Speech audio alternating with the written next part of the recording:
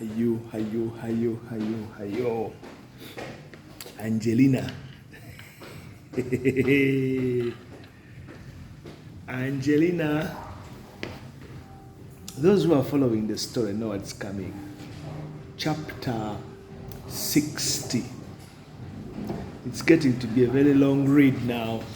We are diving into the deep waters, the deep end of pretty much where we've come from. The snake bite incident in the Serengeti Ngorongoro Plains. And I'm making steady recovery. Those who've been bitten by a snake know what I'm talking about. I don't know if many of you have, but a snake bite isn't something nice. First of all, there's this fear factor that a snake is poisonous, venomous, and everything. Are we together? I want you to picture yourself in that situation and not knowing what is going to be the outcome. I keep telling this every day. I was bitten by a snake, a reptilian. And I always wanted to tell this story many times, and I've never talked about it. Can you imagine? It's almost 30 years ago. 30 years ago. And this would turn the events around. Remember, I'm in Arusha. I was meant to be in Arusha for only 2 nights. A weekend, Friday, I arrived in Arusha. Saturday, Sunday, we have a party at the Hamadis. And then Monday, probably Tuesday, I would be returning back to Kenya. That was the whole itinerary of the visit. And then from there, I would return to Uganda. Now we are in 2 weeks and over. I had checked into the new Arusha Hotel just to give me an extended time in Tanzania, pretty much now I was caught in between the rock and the hard place, I wanted to get to know Angelina and pretty much see what next. What next? The night of the party, the party at the Hamadi's residence, because I remember I had gone to visit Hamadi, and unbeknown to me, the Hamadi family and the Bettina family knew each other. Back in the day, Arusha was very small, like a town, and it had the enclaves, the upscale and everything downtown and all that. And the people I'm talking about are very successful people. Oh, they were very successful people, powerful families. Now, and then that's when we meet again. It was love again, love at first sight. And I remember very well that night, we shyly encounter each other again, and we get to know each other during that evening. We get chatting, and then we move out of the party area. We went and sat in the corner. We were talking. By the end of the night, it was a different story. It was a different story. Her parents were leaving, and she was remaining behind with me. That's the story. I'm residing at the Hamadi's residence in the guest wing. Everything went down that night. It was, let me explain this. there is what they call love at first sight. And there is what they call, I used the word, you consummate that attraction. The magnetic attraction we had for each other was over. So the relationship sparked off a whirlwind romance. And pretty much that went far beyond. On Monday, I would leave the Hamadi's residence. Okay, let's say in the next week. Then I move into the new Arusha Hotel. The new Arusha Hotel, today it's called the 4 Points. I think it's part of Sheraton, big international something. But it is still there. I would love to go and see. I am going to visit Arusha, people. I will take you through all the places. Even my room, I remember my room. It was an executive suite up floor. So you Google new Arusha Hotel, it will bring you up the picture of the hotel. It is still as it is. It's not changed. Arusha, Tanzania. I will tell you that is the room I stayed in. And you asking me, you had gone to Ngorongoro. You had seen everything you wanted to see, but there is a lot to see if you're touring Tanzania. There is a lot. I don't think you can see everything. Okay, they've put up viewpoints where kind of, when you climb, when you trek, when you do this and that, and then you see everything from a distance as you leave. Now, those who are following the story, you know what really was happening back to back. Angelina goes to Dar es Salaam. She leaves me in the hotel. She has to make a quick return. Hastily. It was a hastily return. I was at the airport, at the airstrip, Arusha airstrip, to pick her up. We had been communicating. She was ringing the hotel. Back in the day, there's no mobile phones. There were no mobile. She was calling the hotel. So she would leave all messages, or sometimes we would talk. And she put down time to be with me. And everything mutates to the point that now she wants me to visit her family.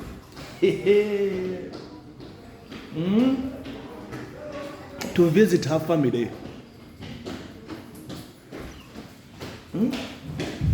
It was a good thing, but I would say it was a bad idea. It was a bad idea.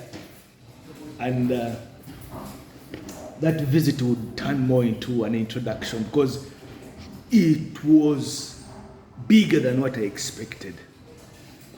We went with Hamadi, my friend. Lakini Hamadi alishangaa. Alisema, kwa nini wewe Muganda, bibi ulimwambia nini? Kwa nini anakupenda sana? Ni aje? Man. But it was all. She's the only daughter and the only child. She's just recently returned from the United States. She's finished her studies, business studies, to come and take over the reins of the dad's company. Very successful. Now, I begin to learn all this as days go by.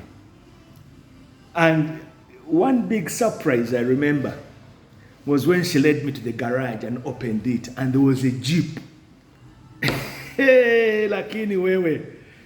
Let me tell you, I've always been lucky to meet people who are very, very much beyond the stratosphere. Similarly to what Bettina, the general's daughter, was. This was pretty much up there. I'm in Arusha. I am in Arusha, people, 1997. And hadn't it been the snake bite? And, okay, let me tell you this. Let me be honest with you people. We made love. We made love. The first time we went to the Ngorongoro, in the wild plains and everything, these things happen on the whim, you know what I mean? But that's the excitement. The adrenaline had caught on.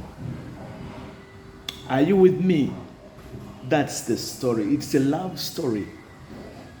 Now, the week I'm supposed to return back to Kenya, we agree that let's visit the Ngorongoro again, because at the hotel I was staying, tourists used to come and go, but most of them were on excursion. Excursion meaning that they stop over for a weekend and then they continue to climb the Kilimanjaro mountain. Mountain Kilimanjaro, the only mountain in Africa.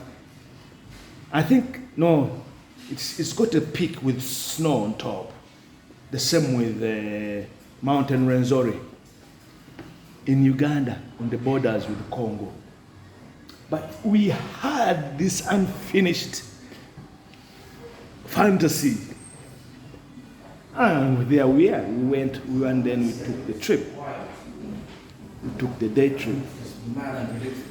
Not knowing that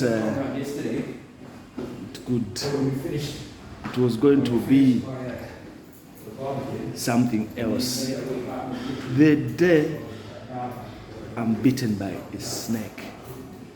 We had been trekking it was midday, around 12 midday. The sun is baking hot. Pretty much that's the time probably most of the animals would be resting. Those who are familiar with game, wildlife, either they would hunt in the night or hunt in the evening.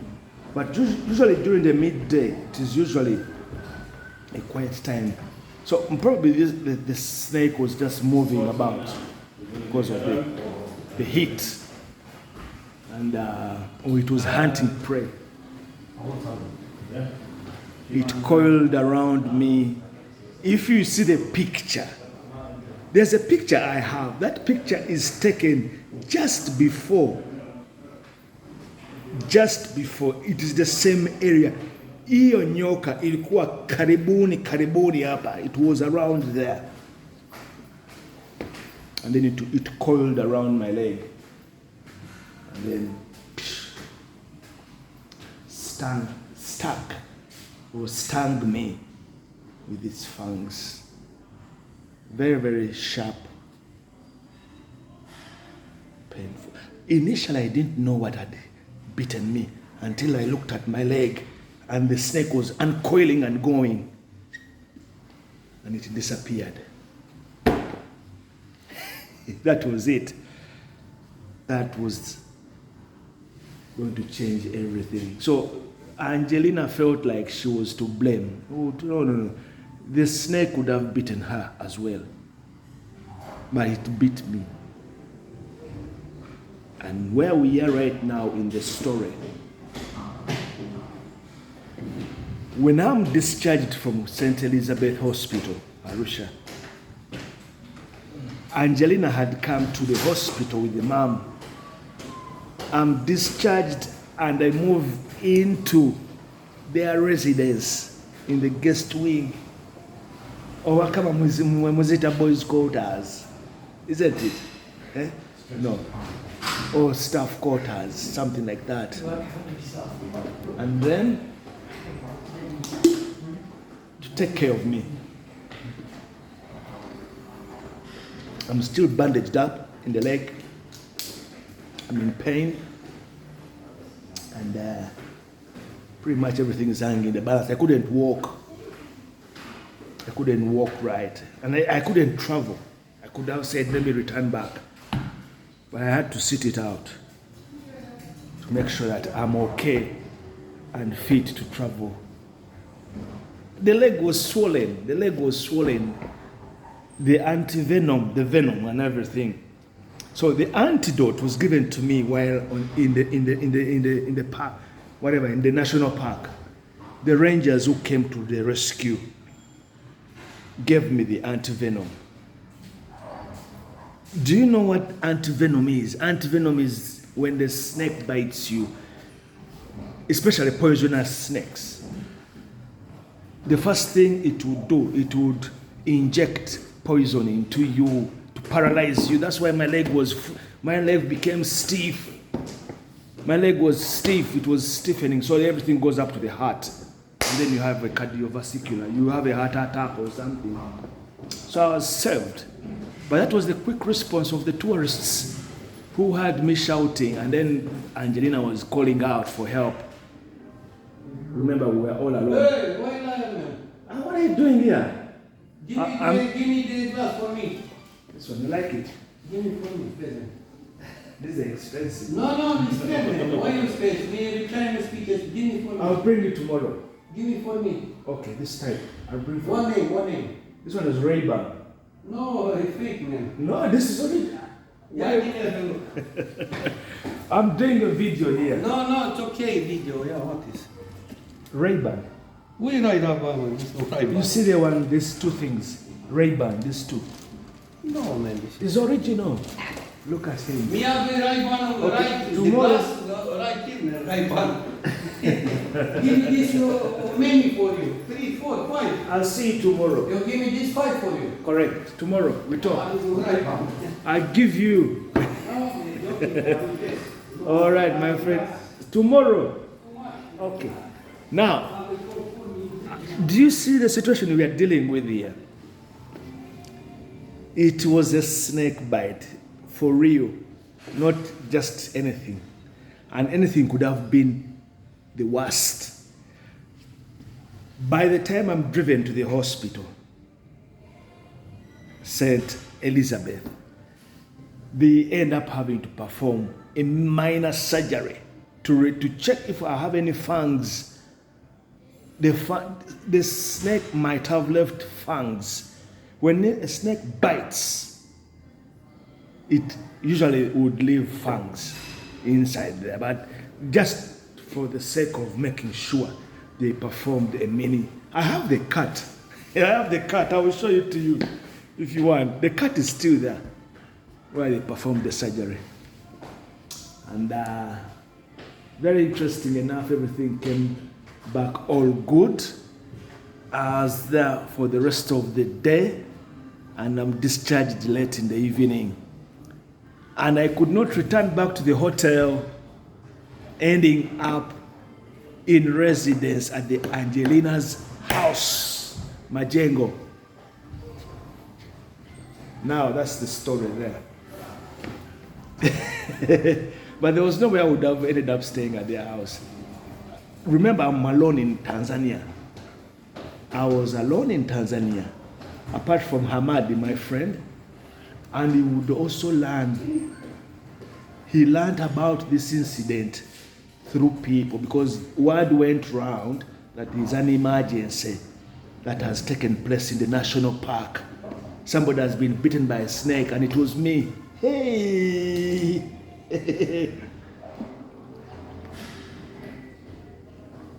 You get me?